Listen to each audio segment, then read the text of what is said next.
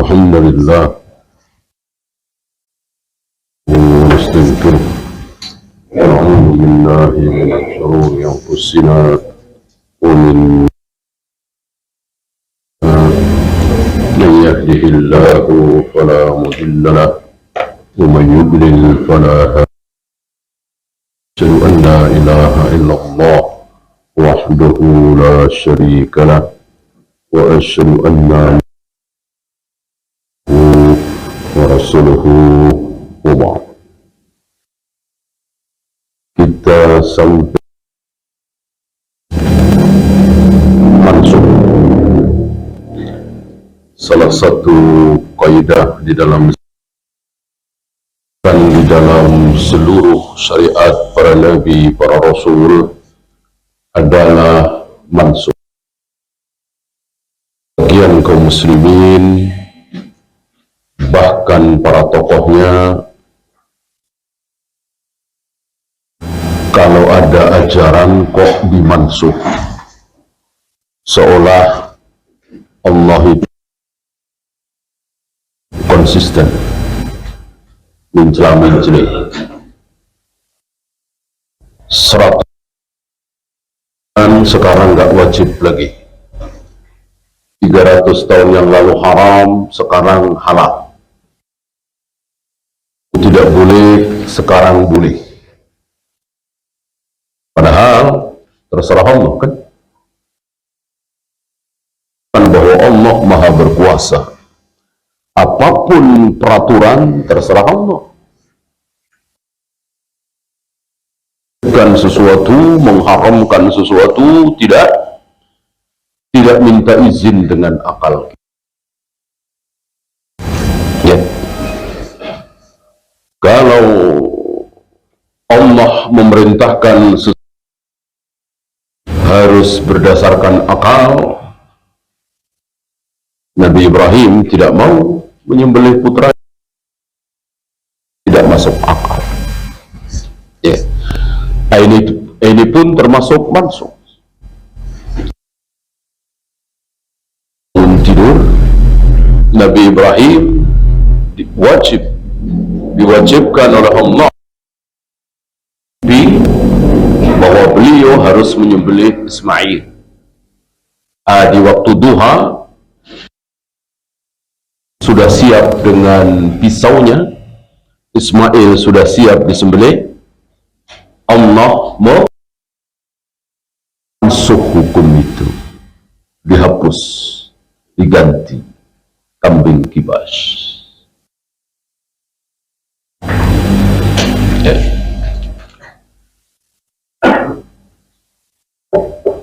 Nah, kita bahas syariat Nabi kita Muhammad Rasulullah Sallallahu Alaihi.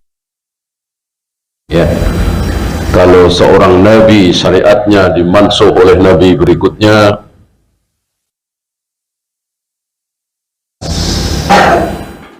ya. Dulu Nabi Lut, istrinya, kakaknya dan adiknya dinikah berbarengan, tidak menunggu meninggal dulu atau cerai. Dulu Nabi Ibrahim sampai Nabi Yusuf, kalau seseorang mencuri ketahuan, maka dia harus menjadi budak. Dia curi. Dan seterusnya. Khusus syariat Nabi kita Muhammad SAW, ambil contoh misalnya awal Islam, beliau mengharamkan ziarah kubur, ziaratul qabr. Dulu aku larang kalian berziarah kubur di awal-awal Islam. Itu Nabi menyuruh. Ini pun kaidah yang waktu itu kita bahas, bahwa perintah ziarah kubur ini fi'il amr, jelas tidak wajib.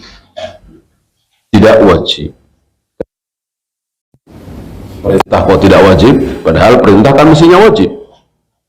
Diawali oleh larangan. Al-amru ba'da nahi lil ibahah. Ini pembahasan sudah lewat. Perintah yang jatuh setelah tersebut menjadi tidak wajib. Ya, ada beberapa sebab kenapa satunya. Nah, ketika melihat dan tentu atas petunjuk Allah bahwa kaum muslimin, para sahabat sudah kuat tauhidnya, tapi sekali lagi ini bukan suruhan wajib. Di awal melarang, beliau melarang karena beliau mengatakan bahwa awal mula syirik muncul dari kuburan. Ya. Jadi bukan dari patung, bukan dari keris, bukan dari awal itu dari kuburan. Di zaman Nabi, kuburannya siapa? Kuburannya Yagus, Ya'uq, Nasab. Ini nama-nama orang saleh ya, berikan oleh Allah di surat kuburan situ. Dibikinlah patung dari. Maka kalau hari ini kita mengulang lagi kebodohan waktu itu, atau sebelum Nabi Nuh, sangat merugikan. Ini bodoh sekali. Membesar kuburan, menganggap bahwa kuburan mendatangkan berkah, dan menganggap bahwa kuburan orang soleh dengan kuburan orang itu beda. Ya, padahal sama. Yang beda orangnya. Berilmu, kita dekati, kita tanya tentang sesuatu, insya Allah bermanfaat. Orang awam, apa? Orangnya, ilmunya, kuburannya nggak ada beda. Datangkan berkah, ada kebaikan dari kuburan. Kuburan orang-orang saleh mendatangkan berkah. Maka Allah telah menutup berkah yang banyak sekali. Ya. Apa? Gitu ya. Tega Allah menutup berkah yang banyak sekali. Apa? Alaihi wassalatu wassalam. Ada yang tahu kuburan Nabi Adam, Nabi Ibrahim, Nabi Ismail, Nabi Nuh, Nabi Zakaria? Nabi Isa belum ada ya, kan belum wafat, boleh diangkat. Gak ada yang tahu. Beliau gak tahu kubur para nabi, para rasul. Berarti hilang keberkahan yang banyak sekali dong. Menghendaki secara syar'i ini hilang keberkahan. Ada kubur, satupun kubur para nabi, para rasul yang diketahui. Hatta Nabi SAW. Pernah beliau katakan tentang hadis panjang kematian Nabi Musa yang menampar pipi malaikat manusia. Tum tahu hadisnya, ini ada di Bukhari, di mana beliau dekat Masjidil Aqsa, selemparan batu. Jadi kira-kira dari ujung Masjidil Aqsa, cuman kan nggak tahu melempar ke barat, apa ke timur, apa ke selatan, apa ya. Intinya nggak ada yang tahu lah. Kata Nabi SAW.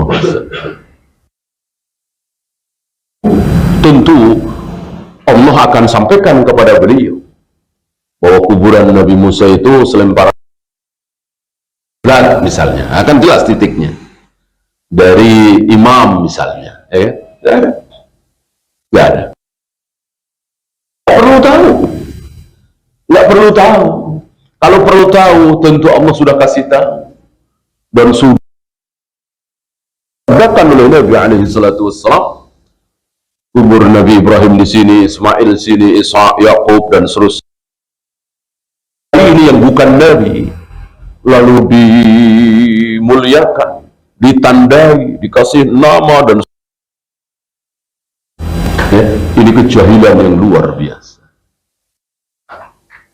Dan bukan satu dua keburukan yang muncul dari kuburan-kuburan yang dikeramatkan itu.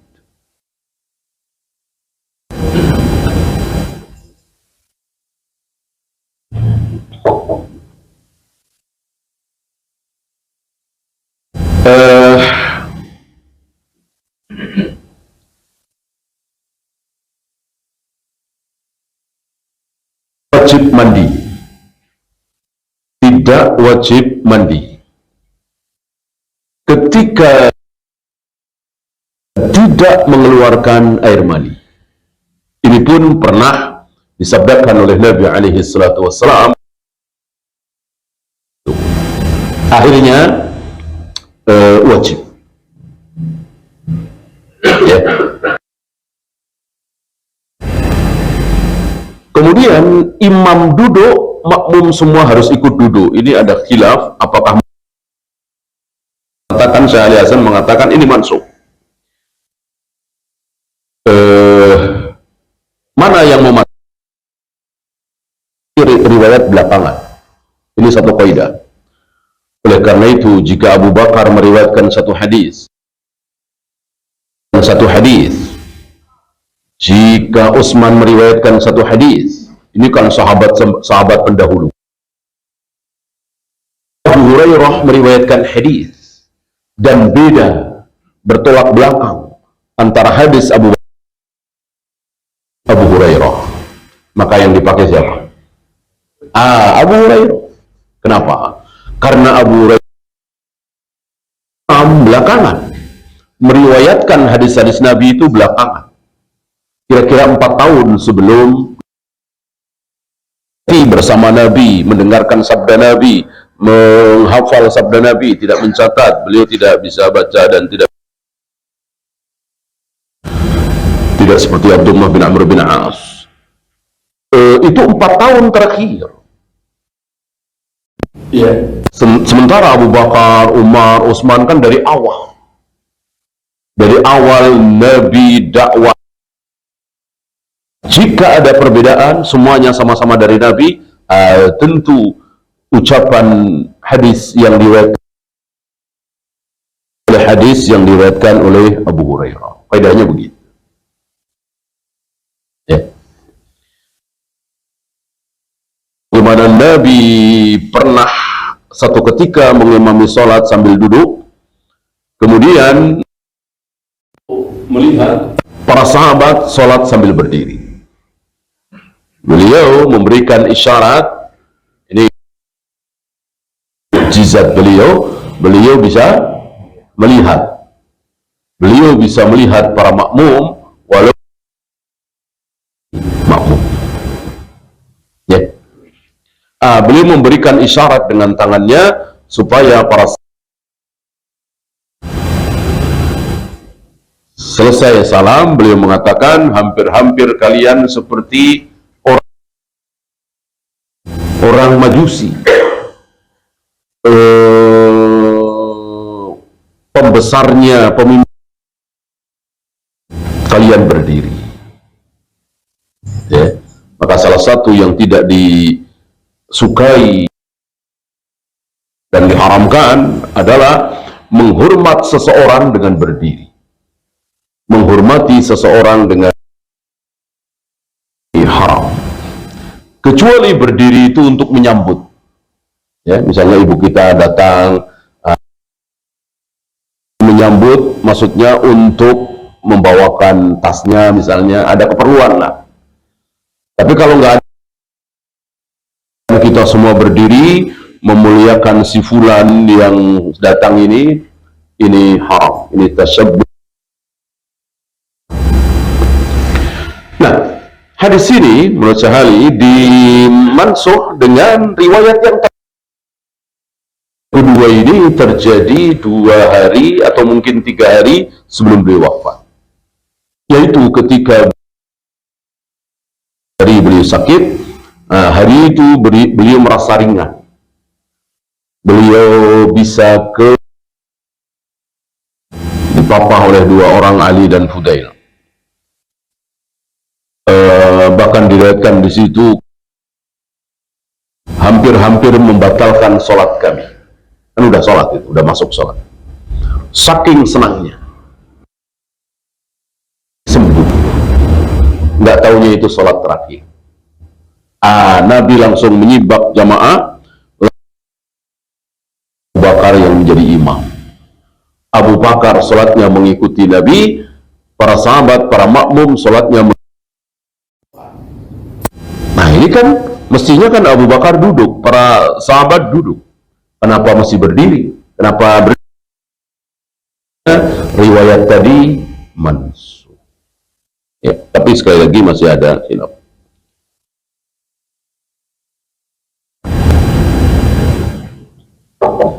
Bahkan nggak tanggung-tanggung, ya, bukan cuman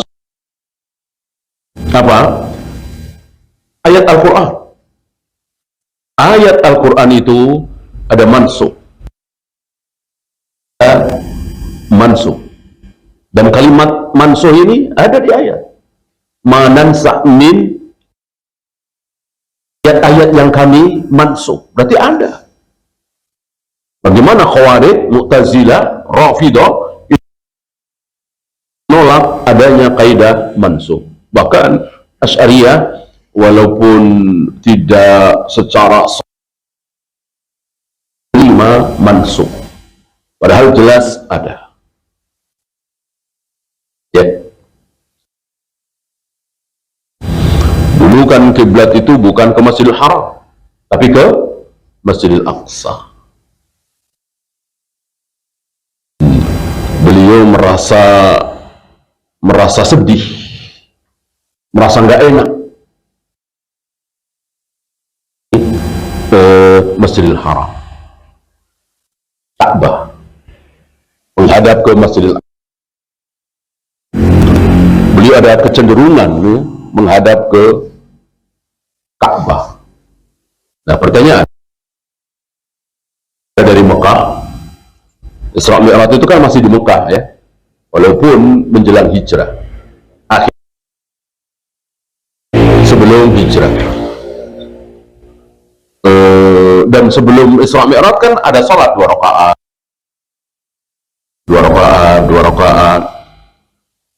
Nah pertanyaannya, kenapa Rasulullah ini beli Madinah? Bukankah waktu di Mekah juga menghadap ke Masjidil Aqsa, bukan ke Ka'bah?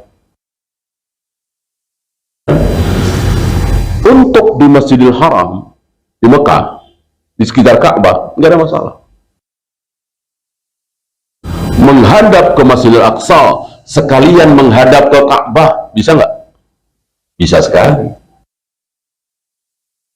Di Mekah,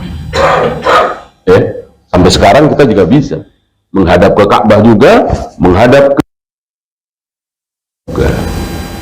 Nah, kalau di Madinah ya nggak mungkin. Kalau di Madinah menghadap ke Masjidil Aqsa, Ka'bah, menghadap ke Ka'bah, maka otomatis membelakangi Masjidil Aqsa. Maka di sini nggak suka gimana gitu ya, karena sama dengan Yahudi. Yahudi kan sama menghadap ke Masjid.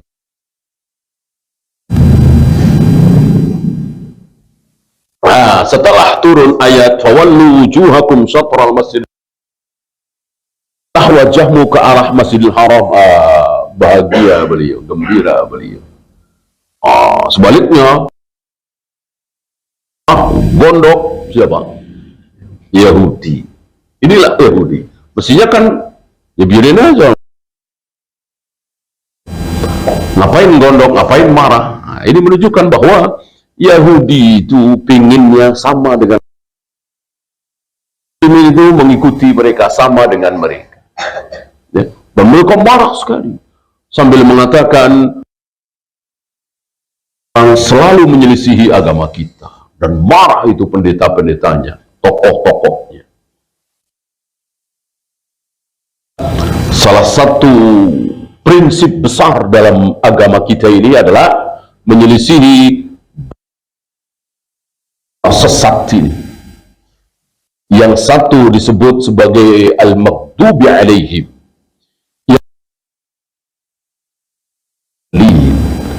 dan kita memohon sehari semalam supaya tidak mengikuti al-maghdubi ad-dallin. Siapa al-maghdubi alaihim? Langsung diterangkan oleh lisan Nabi, al-Yahud. Ad-dallin an-Nasara. Kita memohon dalam sehari semalam minimal 17 kali. 17 kali, cuman 15 kali, cuman 10 kali, dosa besar. Berarti salat 5 waktunya kurang.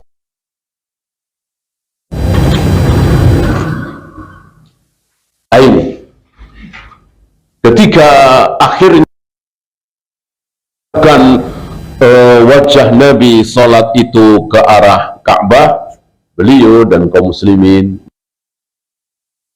Yahudi yang marah. Ya. Nah, sekarang kita ke, adakah ayat-ayat Al-Quran yang mansuh? Ada. Ada. Hukumnya atau dua-duanya? Ya. Lafadznya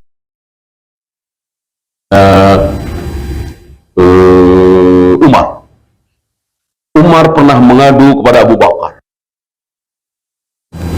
aku hafal surat Al-Furqan lebih dari yang sekarang aku hafal. Aku banyak yang ini. Coba baca. Dibaca oleh Umar dari awal sampai akhir. Kata Abu Bakar, sama, aku juga tinggal segitu. Hilang, banyak yang lupa. Lalu keduanya bersepakat untuk melapor kepada Nabi. Lupa, dijamin oleh Allah, sanukri'uka fala tansa. Engkau ya Muhammad ayat Al-Quran dan engkau tidak akan lupa. Jaminan dari Allah, dan betul Nabi tidak pernah kecuali mansuh tadi. Nah, dua-duanya menghadap ke Rasulullah alaihi salatu wassalam, membacakan surat Al dan mengatakan, dulu kami hafal lebih dari ini. Nabi mengatakan, sama, aku pun tinggal segitu. Angkat oleh Allah. Mansuh. Apanya? Lafadznya terangkat. Al-Quran itu minhu bada'a wa ilaihi ya'ud. Dari Allah Al-Quran itu keluar. Jangan bilang dari mulut Allah, ya, nggak ada ayat, nggak ada dalil tentang mulut Allah. Yang ada tangan Allah, jari Allah, wajah, telapak kaki Allah, betis Allah, genggaman Allah, ya, mulut Allah tidak ada. Itu semua tidak boleh keluar. Harus ada hadisnya. Al-Quran itu pertama kali muncul dari diri Allah, didengar oleh Jibril. Muhammad sallallahu alaihi wasallam, oleh beliau disampaikan kepada para sahabat dan terusnya sampai kita semua. Nah, nanti akan beberapa ayat dalam surat Al-Furqan kembali lagi kepada Allah.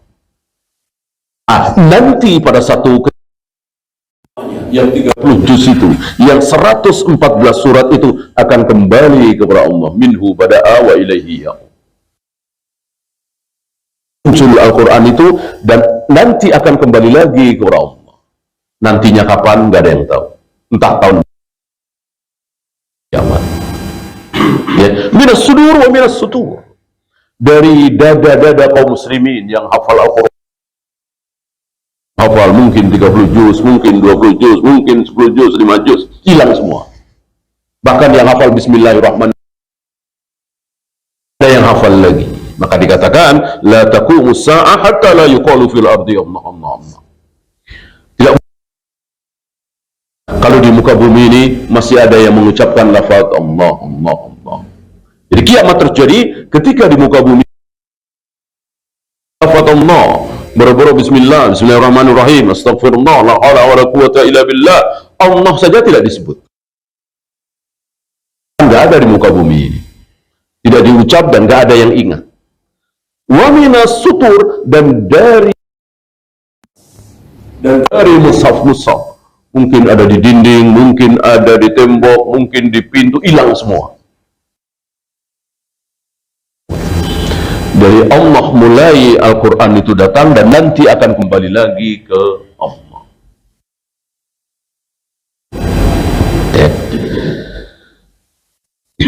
Mansuh yang kedua, lafadznya masih ada, tapi hukumnya udah nggak ada. Lafadznya masih ada. Di surah Al-Baqarah tentang waris kan ada anjuran wasiat karib kerabat, termasuk ayah, ibu, ya. Antum tahu ya, memberikan wasiat kepada ahli waris? Nah, tidak boleh. La wasiyata ahli warisin, kata Nabi. Ahli waris, kalau bapak meninggal, berikan 50 juta bungsu. Nah, boleh kan? Nggak boleh. Anak bungsu kan sudah dapat waris, nggak boleh dapat wasiat. Berikan 50 teman ayah, boleh, kan bukan ahli waris, teman kan, hanya tidak sepertiga.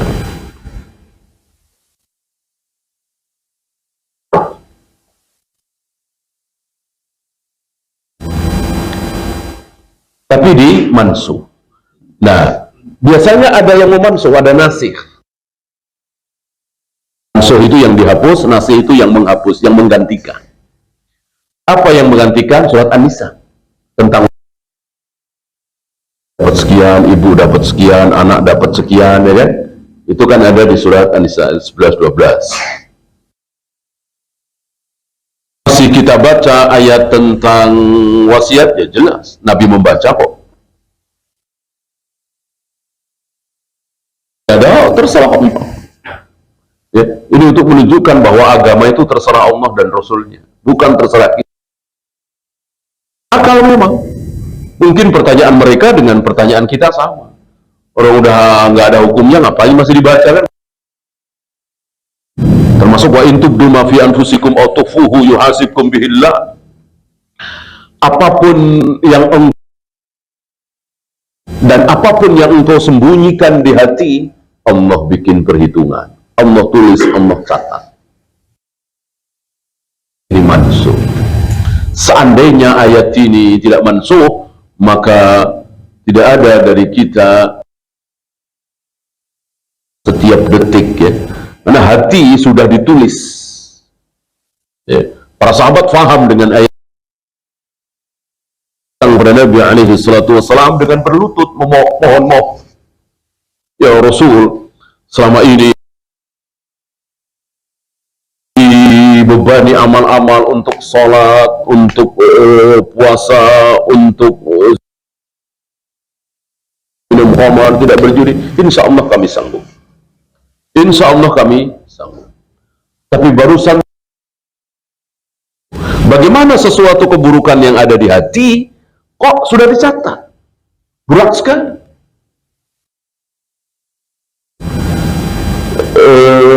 Apa yang ada di hati kan bukan maunya kita. Kesel, kecewa, marah, tapi ditahan di hati, itu sudah dosa. Ya, kan berat, sangat berat. Mulut antum bisa diem, ya. Mulut antum bisa diem. Antum sabar, bisa menjaga mulut antum. dari teman antum yang kurang ajar banget, cacian makian, mulut antum bisa diam, tapi hati apa bisa? Nggak bisa.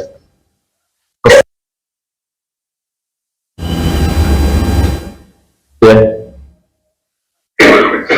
nah, itu sudah dosa.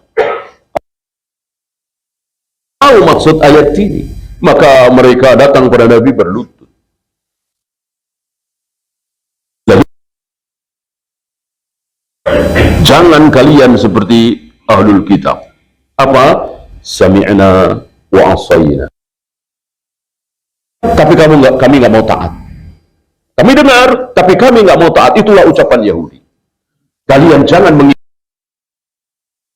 wa ata'ana. Ghufranaka rabbana wa ilaikal masir. Ucapkanlah kami dengar dan kami taati. Walaupun tidak masuk akal, walaupun berat kayak apa, Nabi mengatakan suruh sami'na wa ata'na, ya sudah, sami'na wa ata'na pulang. Dan hadiah besar kepada para sahabat dan umumnya kaum muslimin.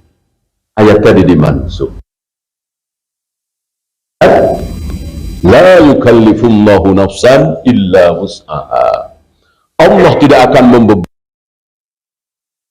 dengan sesuatu yang tidak sanggup dipikul. Nggak sanggup. Untuk menjaga hati nggak sanggup. Menjaga insya Allah, menjaga mulut insya Allah, itu semua kan terkendali kan. Menjaga hati, gimana caranya? Gimana? Tiba-tiba sedih, tiba-tiba kesel, tiba-tiba tersinggung dengan ucapan si fulan yang kurang ajar itu. Gak mau tersinggung kan? Gak bisa. Saya nggak mau ngomel bisa, saya nggak mau melotot bisa, saya nggak mau banting ini, tapi nggak mau tersinggung hati saya, gimana? Nggak bisa. Hati itu dibolak-balikkan oleh wajah Allah, terserah Allah. Nggak bisa kita menjaga hati kita. Yang bisa kita lisan, mulut, mata, hati nggak bisa.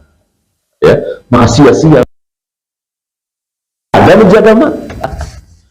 Ya, istilah yang salah. Ya, jangan situ. Dijaga mata.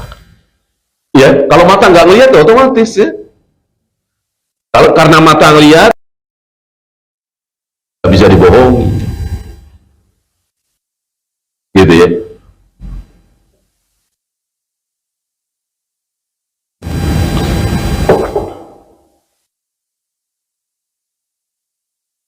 Antum Allah takdirkan punya istri jelek misalnya, tiba-tiba antum ketemu temannya cantik sekali, iya kan?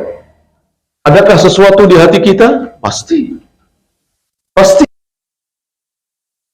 yang inilah yang itulah Allah ampuni, iya.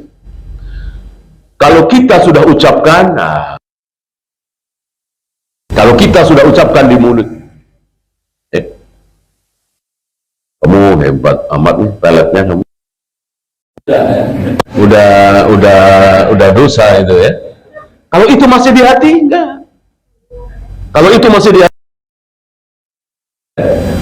ini kesabaran dan ketaatan para sahabat diganjar oleh Allah dengan sesuatu yang ringan. Itulah para sahabat. Awalnya berat, akhirnya ringan. Beda dengan Yahudi. Awalnya ringan. Apa? Sapi betina, ringan sekali. Lebih ringan dari sapi jantan, ya kan? Jantan kan betina lebih murah. Di mana-mana hewan yang mahal itu yang jantan, ya kan? Yang betina murah. Pakai nanya, akhirnya lebih berat. Yang warnanya tua apa muda, lebih berat lagi yang pertengahan. Pakai nanya lagi, yang sudah buat kerja apa belum. Akhirnya makin berat. sampai dikatakan hampir-hampir mereka tidak sanggup mencari sapi itu.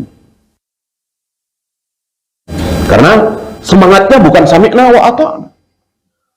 Semangatnya semangat tadi mengkritisi. Mestinya sami'na wa ata'na, sapi betina sudah. Mau gemuk, mau kurus, mau tua, mau muda. Selesai. Inilah para sahabat, beda dengan al-Yahud yang tadinya berat, akhirnya semakin ringan, semakin ringan, semakin ringan. Awal jihad tapi berapa? Masih ingat? Wa in minkum isruna sabiruna yaglibu mi'atain. Jika ada di antara maka akan mengalahkan 200. Berarti 1 banding 10 ya kan? Satu sahabat harus bisa mengalahkan 10 orang kafir dalam jihad. Ya, akhirnya diperingat. Ya, akhirnya diperingat lagi dan seterusnya. Inilah para sahabat. Mestinya kita seperti itu. Maka sami'na wa ata'na. Allah katakan aku bersemayam di atas arsy, sudah sami'na wa ata'na. Kedua tanganku udah sami'na wa ata'na. Aku turun ke langit dunia setiap sepertiga malam, udah sami'na. Nggak usah dengan logika kita yang sangat dangkal. Kalau Allah bersemayam di atas arsy dunia, berarti Allah loh. Yang kita bicarakan ini Allah, bukan si A, bukan si B, bukan si C. Allah Rabbul Alamin. Sanggup turun ke langit dunia sementara arsy Allah. Ya karena Allah. Apa yang Allah firmankan, apa yang Nabi sabdakan, sudah sami'na wa ata'na. Ya.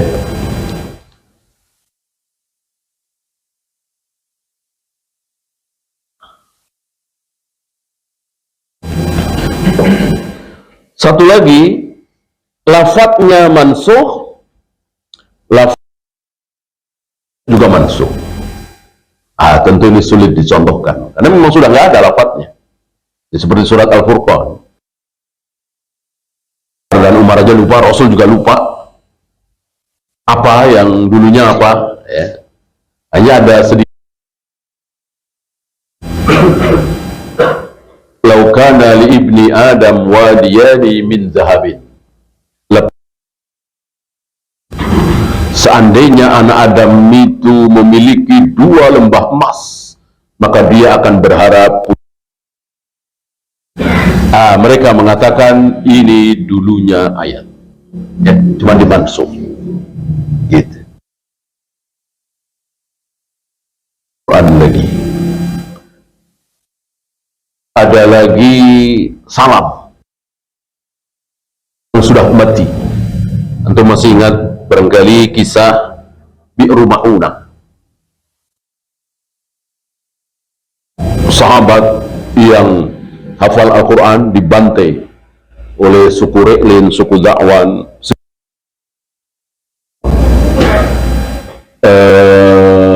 Lalu beliau berkunut, ya, kunut nazilah 5 waktu. Kunut nazilah dilakukan oleh Nabi kaum muslimin ketika kaum muslimin diserang, dibantai. Bukan ketika kaum muslimin terkena musibah bencana, ini keliru. Banjir, tanah longsor,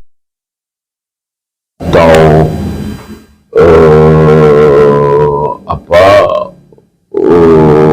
pandemi. Yang benar, kunut nazilah itu dilakukan ketika kaum muslimin diserang, dibantu oleh orang-orang kufar.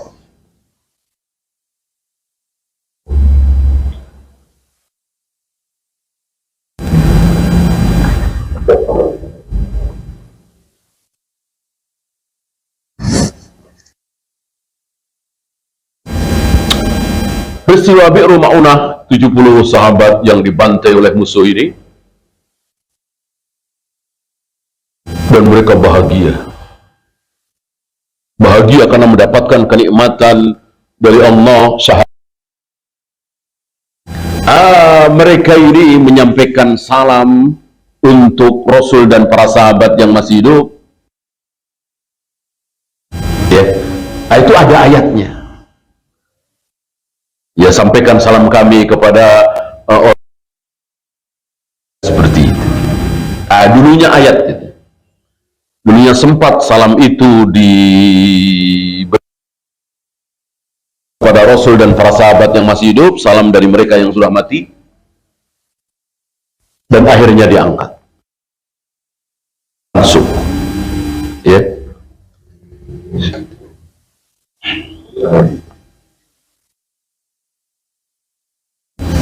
Inilah 3 macam mansub yang dengan ini insya Allah sekali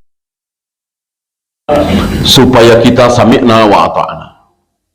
Jangan seperti orang Mu'tazilah, jangan seperti orang Khawarij, Rafidah yang menghakimi nasih mansuh ini dengan akal mereka. Nggak masuk akal. Nggak masuk akal. Kalau sunnah tidak boleh seperti itu. Seaneh apapun kalau itu datang dari Allah dan Rasulnya, sami'na. Ya. Wallahu. Ya.